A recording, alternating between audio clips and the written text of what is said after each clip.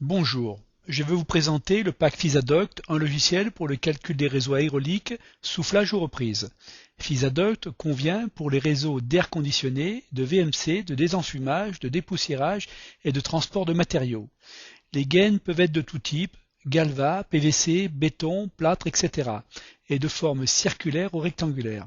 Le zeta des pièces de raccordement s'appuie sur les travaux de la SRAE. Les pertes de charge régulières sont calculées selon la formule de Colebrook.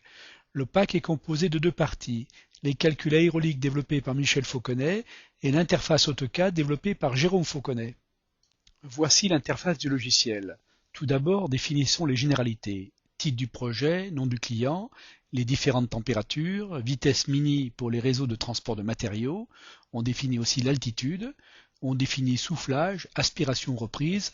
En soufflage, on peut calculer le réseau avec le regain statique. On peut aussi régler les paramètres des gaines circulaires ou rectangulaires.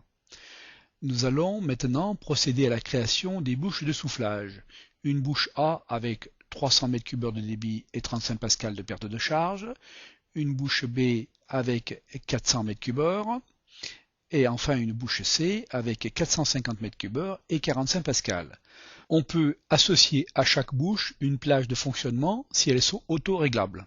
On peut également associer une dimension de raccordement imposée en circulaire ou en rectangulaire. Nous allons procéder maintenant à la mise en place du réseau sur fond de plan AutoCAD. Nous appelons l'interface graphique.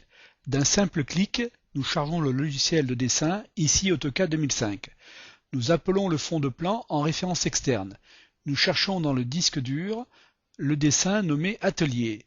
Ce dessin est affiché. Nous créons un calque. Ce calque s'appelle gaine. On lui affecte une couleur rouge, couleur associée aux gaines circulaires. Nous dessinons le réseau avec la commande ligne d'AutoCAD. Nous utiliserons l'accroche extrémité d'AutoCAD de telle manière que chaque ligne, donc chaque gaine, soit parfaitement raccordée. Nous pouvons également faire un réseau distribué sur plusieurs niveaux avec la commande FISALigne décrite dans la démo de TTHO. À chaque extrémité, on affecte une bouche. Ici la bouche A, ici la bouche B, et ici la bouche C. Avec la commande copie d'AutoCAD, nous allons faire les parties de réseau identiques.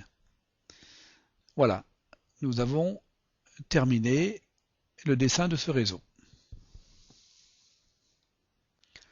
Voilà, nous mettons en place maintenant le point de départ du réseau qui représente le raccordement sur le ventilateur. On fait sauver des XF, instantanément les données arrivent dans le tableur de calcul.